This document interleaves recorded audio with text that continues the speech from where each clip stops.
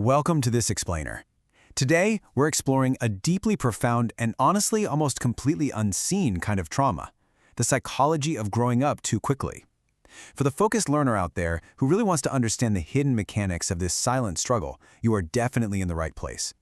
We're going to map out exactly what happens when a child's environment forces them to become an adult way before their brain is developmentally ready for it. And, more importantly, how that early conditioning silently controls the adult they eventually become. Okay, let's dive into this. I want you to imagine a scenario, and it starts incredibly quietly. In fact, no one on the outside even notices at first. You're 7 years old, and you're staring into the eyes of a parent who is just falling apart. Maybe it's addiction, maybe it's unchecked anger, or maybe, it's just the hollow silence of someone who is simply too broken to show up for you. It's this visceral, quiet tragedy where a tiny kid is suddenly brought face to face with an adult's brokenness. And right then, without a single word being spoken, something ancient clicks in that little mind. This heavy thought forms. If I don't hold everything together, no one will. And that realization, that is the exact moment a child psychologically disappears. They step in to fill the massive void, literally forcing themselves to become the emotional thermostat of the entire household, just to keep things from completely spinning out of control. Section 1. The child who disappears. The birth of the good child. Now, obviously, these kids don't physically vanish, but emotionally, they're just gone. To survive, they start smiling a bit more. They definitely cry a lot less. They learn to meticulously read the energy of a room before they even dare to open their mouths, making absolutely sure they aren't adding to the chaos. And this brilliantly illustrates a massive paradox. The outside world looks at this child and says, "Wow, you're so mature. You're so responsible. You're so strong." Society actually praises this trauma response. They mistake a pure, desperate survival mechanism for inherent strength. So these kids become miniature adults long before they're ready, and they literally get a round of applause for it. But at what cost? That constant external praise completely masks the invisible, crushing grief of a kid who is fundamentally missing out on their own childhood. The internal toll of keeping up this performance is absolutely staggering. And, that kind of grief, it doesn't just evaporate. Section 2. The psychology of parentification, rewiring the brain. It is absolutely vital that we validate something right now. What happened to this child was not a personality flaw. It was high-level intelligence adapting to a completely broken system. In the clinical world, psychologists anchor this dynamic with the term parentification. This happens when children are consistently put in charge of emotionally supporting adults instead of, the other way around. And it's wild. Neuroscans actually showed that this isn't just an unhealthy habit. It literally accelerates the wiring of the developing brain's fear center. It permanently alters how that person processes safety and human connection. Just look at the impossibly heavy roles this kid takes on. Caregiver, peacekeeper, therapist, protector. A small child's brain is simply not built to carry that kind of weight. So what happens? The true, messy, carefree inner child gets buried under a highly functional, very convincing mask. They wear this adult identity so perfectly that eventually even they forget they're wearing it. Now, what's really interesting to look at here is how this constant, crushing pressure creates a state of intense hypervigilance. You are always scanning for danger, constantly walking on eggshells. You learn very early on that love is a transaction, right? You provide peace, and maybe, just maybe, they'll give you a little safety in return. But the most heartbreaking part is that the child learns a devastating rule. Your own needs are dangerous, while everyone else's needs are urgent. Which naturally leads us to a pretty crucial question. Why on earth would any child willingly take on that kind of role? It seems completely counterintuitive to everything we know about how kids operate, doesn't it? Well, because the truth is, it's never a conscious choice. In the total absence of safety, a child will always sacrifice authenticity for belonging. Kids will do absolutely anything to maintain attachment to their caregivers, even if it means totally abandoning themselves. This is pure, raw biological survival instinct. It is not a weakness, it is profound, unbelievable intelligence. Section 3. Hidden costs in adulthood. The invisible prison. Let's see how this builds, because time obviously moves forward, and the effects of growing up way too fast absolutely do not magically vanish when you turn 18.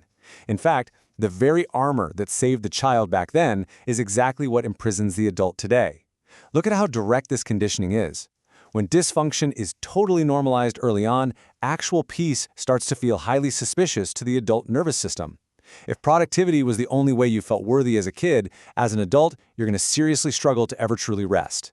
If you had to earn love, you become a massive overachiever with this intense, isolating hyper-independence. And if you stayed silent to avoid being abandoned, you'll often feel completely numb or even unsafe during really happy, beautiful moments. Childhood trauma literally translates into high-functioning adult anxiety. And all of this creates a whole set of invisible coping strategies. Like, you might be the designated therapist in literally all of your friendships, but you never let anyone see your own struggles. You might get tons of praise for being so independent, but secretly, you're absolutely terrified of being a burden to anyone. You constantly overfunction in your relationships, and just the thought of setting a boundary or saying no feels like a literal betrayal. But please understand this. These are not permanent personality traits. They're just conditioned coping mechanisms. And underneath all of that exhausting competence, that high-functioning adult is secretly wishing someone would just stop, look them in the eye, and ask if they're okay. Section 4. Doing the shadow work, the reparenting process. So we've mapped out the pain and the diagnosis. Now we have to look at how we actually unlearn it, so these exhausting survival behaviors stop running your life. To start, we really need to ground ourselves in this heavy but honestly vital philosophical truth from Carl Jung. He said, "There is no coming to consciousness without pain. People will do anything to avoid facing their own soul. Healing isn't about slapping some fake positivity over your trauma. It means bravely turning around and finally facing the neglected, ashamed, and deeply scared parts of yourself that you've been running away from for decades." This process involves some brutal but absolutely necessary steps. Step 1 is witnessing. You have got to validate the past. Continuing to tell yourself the lie of, "Oh, it wasn't that bad," or "other people had it way worse," is exactly what keeps you trapped. Step 2 is grieving. You have to actually sit down and mourn the innocence you lost while you were busy protecting the very people who should have been protecting you. And step 3 is honoring those wounds. You literally have to get quiet, ask that buried inner child what they so desperately needed back then, and then actually listen to the answer. And honestly, here's the heaviest but also the most empowering realization of this entire explainer.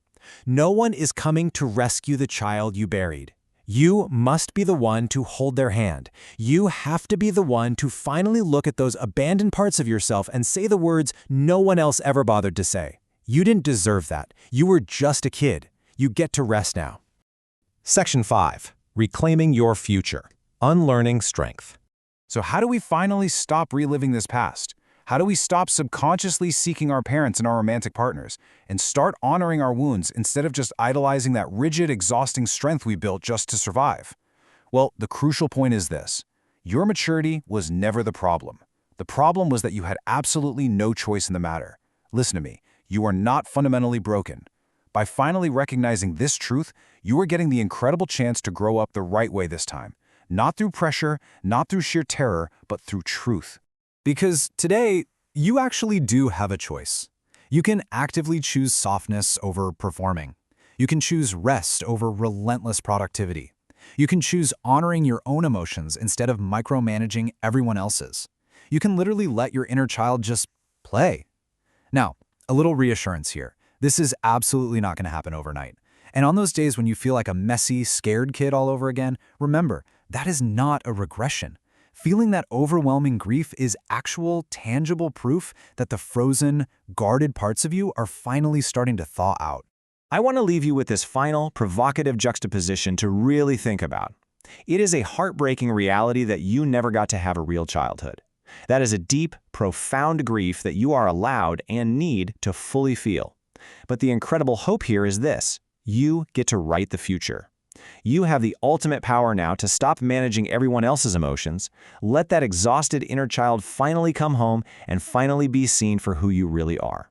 Thank you so much for joining me on this explainer. I really hope mapping all of this out gives you both the clarity and the courage to start writing your own story.